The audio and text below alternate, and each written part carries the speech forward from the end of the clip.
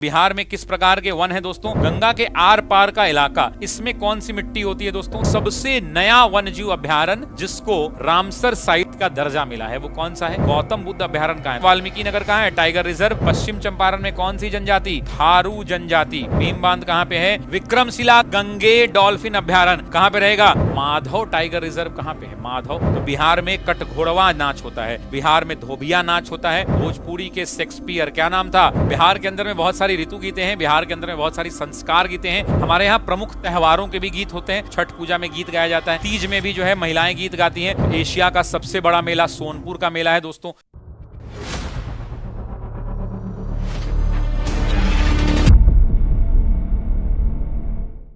तो बिहार की जो वन संपदा है, उस बिहार की वन संपदा में वनों के प्रकार की अगर हम बात करते हैं तो बिहार में किस प्रकार के वन है दोस्तों? तो आप सभी लोग जानते हैं आर्द्र पर्णपाती वन। और वनों के प्रकार की अगर हम बात करेंगे तो कौन से वनों के प्रकार हैं? शुष्क पर्णपाती वन है। अच्छा, बिहार में कौन सी मिट्टी जो है सबसे ज्यादा पाई जाती है? जरा कमेंट करके बताना। जो बीचों बीच गंगा ऐसे निकल जा रही है, तो गंगा के आर पार का इलाका, इसमें कौन सी मिट्टी होती है दोस्तों? तो एलुविलियम सॉइल होती है। कौन सी होती है?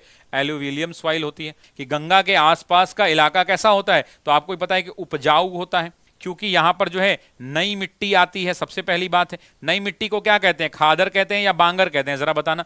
अब बिहार के अंदर में हम वन्यजीव अभ्यारण्य की बात करेंगे। तो अभी आप जानते हैं कि सबसे नया वन्यजीव अभ्यारण्य जिसको रामसर साइट का दर्जा मिला है वो कौन सा है? नागी नकटी। सभी लोग कमेंट करेंगे कौन सा है? नागी नकटी। वो कहां पर है दोस्तों? तो जमुई जिले में है। कहां पर है? जमुई जिला में है। क्या बना है दोस्तों? तो रामसर साइट है दोस्तों, ध्यान रखेंगे क्या है? रामसर साइट है। एक बात बताना कि विश्व आर्द्र भूमि दिवस कब मनाया जाता है? जरा बताना। तो देखिए, बिहार के अंदर में जब हम प्रमुख वन्यजीव अभ्यारण्य की बात करते हैं तो सबसे पहले गौतम बुद्ध अभ्यारण्य। एग्जाम में पूछेगा दोस्तों कि गौतम बुद्ध अभ्यारण्य कहां है। तो देखो, गौतम बुद्ध कहां पे ज्ञान प्राप्ति किए थे? बोधि वृक्ष के नीचे। और बोधि वृक्ष कहां है? गया में है। तो ट्रिक याद कर लो कि गौतम बुद्ध अभ्यारण्य कहां पे है? गया में है। नाम से ही पता चल जा रहा है, और मुझे लगता है कि आप भूलोगे भी नहीं ये वाला। तो दूसरा दोस्तों क्या है? वाल्मीकि नगर है। कौन सा है? वाल्मीकि नगर है। तो आप भी जानते हैं वाल्मीकि नगर कहां है? टाइगर रिजर्व, पश्चिम चंपारण के अंदर में, वीटीआर कहते हैं। मुख्यमंत्री का सबसे प्रिय स्थान है।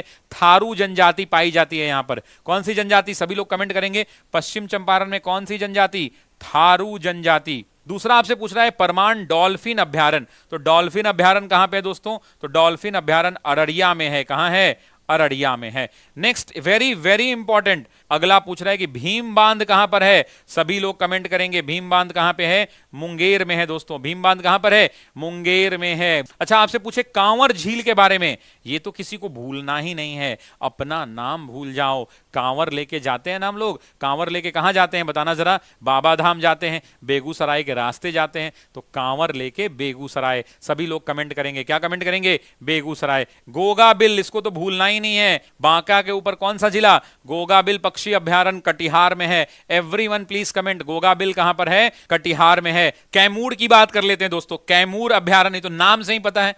विक्रमशिला गंगे डॉल्फिन अभ्यारण्य कहां पे रहेगा? भागलपुर में रहेगा। विक्रमशिला नाम से ही पता चल जा रहा है, विक्रमशिला है, तो विक्रमशिला का मतलब भागलपुर होता है। अच्छा, एक बात बताइए, माधव टाइगर रिजर्व कहां पे है? माधव कोई बताएंगे? अभी बना है ना, 59th मध्य प्रदेश में है। कहां पे है? मध्य प्रदेश में। देखिए, बिहार के अंदर में बहुत सारे लोक नृत्य हैं, ध्यान दीजिएगा। पहला आपसे पूछ रहा है कि धार्मिक नृत्य। धार्मिक नृत्य तो आप जानते हैं ना कि हमारे यहाँ रामलीला जब लगता है तो रामलीला में नाच का प्रोग्राम होता है। भगत जी लोग भगत नाच करते हैं। उसके अलावा पूजा आरती नाच होता है। ये बिहार का है। बिहार के अंदर में विशेष नृत्य की अगर आप बात करेंगे दोस्तों तो बिहार में कटघोड़वा नाच होता है, बिहार में जोगीरा नृत्य होता है, बिहार में धोबिया नाच होता है और झिझिया होता है। अब बात कर लेते हैं हमारे यहाँ सामाजिक नृत्य की। तो सामाजिक नृत्य की जब हम बात करते हैं तो लौंडा नाच होता है। आप देखते हैं कि लौंडा नाच किसका देन है? तो ये लौंडा नाच एग्जाम में पूछता है, तो याद रखिएगा भोजपुरी के शेक्सपियर क्या नाम था? भिखारी ठाकुर। भिखारी ठाकुर की देन है दोस्तों।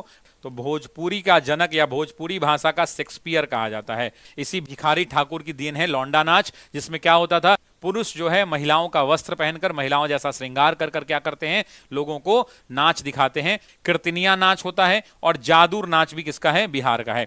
जनजातीय, आप जानते हैं कि बिहार में बहुत सारे जनजातीय हैं, तो उन जनजातियों नृत्य भी करते हैं दोस्तों। जैसे इसमें जो सबसे प्रमुख है वो है डोमकच। कौन सा है, डोमकच है। आप सुनते होंगे कि जब बारात अपने लड़की को लाने के लिए, दुल्हन को लाने के लिए घर से जब बारात चली जाती है, तो बारात वाले रात में जो घर की महिलाएं होती हैं वो डोमकच करती हैं। डोमकच का मतलब होता है जबरदस्ती का अरंगा लगाना, जबरदस्ती का गाली गलौज नृत्य, इस तरह की परंपराएं हैं, उसको हम डोमकच कहते हैं ना। बिहार के अंदर में बहुत सारी ऋतु गीतें हैं, बिहार के अंदर में बहुत सारी संस्कार गीतें हैं। आइए हम बात करते हैं सबसे पहले ऋतु गीत की। तो ध्यान रखिएगा कि ऋतु गीत में कौन सा आता है, कजरी आता है। बिहार में कजरी होता है, गाया जाता है, चैता गाया जाता है। आप भी सुनते होंगे, आप सुनते होंगे गांव पे हमारे चैता है, आज पूरा झाल बज रहा है। तो ये चैता कहाँ का है, एग्जाम में पूछेगा तो आप क्या कहेंगे, ये चैता बिहार का है। हमारे यहाँ संस्कार गीत भी गाए जाते हैं। क्या गाया जाता है, संस्कार गीत। आप लोग के घर में भी गाया जाता होगा संस्कार गीत। जैसे सबसे इंपॉर्टेंट संस्कार गीत है सोहर। सोहर कब गाया जाता है, जब बच्चे का जन्म होता है, लड़का या लड़की का जब जन्म होता है, तो आप देखते होंगे कि गीत गाया जाता होगा। गौना वाला आप सुनते होंगे, ये भोजपुरी में होता है। इस गौना का मतलब होता है जब विदाई कराने के लिए, जैसे पहले के जमाने में क्या होता था, शादी हो गया और शादी होने के बाद लड़की जो है ना बहुत छोटी उम्र की होती थी, तो अपने मैके में रह जाती थी। तो लड़का 2 साल 3 साल 4 साल के बाद जब गांव जाता था, तब लड़की थोड़ी बड़ी हो गई होती है, उसको समझ आ गया रहता है, दुनियादारी समझ जाती है लड़की, तब लड़की का गौना करा के लाया जाता था। तो उसी के समय गौना गीत गाया जाता था। कोहबर आपको पता है कि संस्कार गीत है, समदाउन संस्कार गीत है, बेटी विदाई आपको पता है। बिहार के अंदर में दोस्तों बहुत सारे पेशा गीत गाए जाते हैं। पेशा गीत मतलब क्या होता है कि कोई काम कर रहे हैं, अब जैसे रोपनी कर रहे हैं, तो रोपनी में मौसम के अनुसार गीत गा रहे हैं, तो उसको पेशा गीत कहते हैं, क्योंकि आप पेशा कर रहे हैं। रंगाई कर रहे हैं, छपाई कर रहे हैं, ये सब जांता पीस रहे हैं। ऐसे पहले गांव में देखते होंगे आप, ग्रामीण परिवेश में, खासकर बिहार में, कि 2 महिलाएं बैठ जाती थी, एक वो जाता ऐसे देगी तो उधर से ये ऐसे देगी। तो वैसी परिस्थिति में जब जाता पीसते थे तो महिलाएं जाता पिसाई गीत गाती थी, है ना। उसी प्रकार से आपको गाथा गीत भी बिहार में गाया जाता है। तो ये गाथा गीत में क्या आता है, लोरिकायन आता है, सहलेस आता है, बिजमैल आता है, धीना बद्री आता है। ये सब क्या होता है, गाथा गीत होता है। हमारे यहाँ प्रमुख त्योहारों के भी गीत होते हैं। जैसे छठ पूजा होता है तो छठ पूजा में गीत गाया जाता है। तीज में भी जो है महिलाएं गीत गाती हैं। ज्यूतिया में भी बहुत फेमस गीत है, आपको पता है। होली में तो जोगीरा सारा रारा, दिवाली में भी गीत होता है। धार्मिक अवसरों पर गीत होता है और बिरहा भी बिहार में ही गाया जाता है। अब हम बात कर लेते हैं प्रमुख पर्यटन स्थल की। दोस्तों आप भी जानते हैं कि पर्यटन स्थल के अंदर में क्या है, नालंदा है। वो नालंदा जिसको बख्तियार खिलजी ने 2 बार जला दिया है ना। कुमारगुप्त के शासनकाल में स्थापित नालंदा विश्वविद्यालय बिहार का धरोहर रहा है। गया के अंदर में क्या है दोस्तों, तो आप भी जानते हैं कि गया के अंदर में क्या रहा है, तो बौद्ध धर्म का ये केंद्र रहा है। गया में ये किस धर्म का केंद्र रहा है, बौद्ध धर्म में बोधि वृक्ष है, यहाँ पर भगवान बुद्ध को ज्ञान की प्राप्ति हुई है ना। पटना आपको पता ही है, गोलघर है। पटना ऐतिहासिक राजधानी रहा है बिहार का, है ना, और ऐतिहासिक महत्व भी रहा है पटना का। और भी बहुत सारे पर्यटन स्थल हैं बिहार के अंदर में, जैसे राजगीर हो गया। राजगीर में क्या है, तो गर्म कुंड है पानी का, है ना।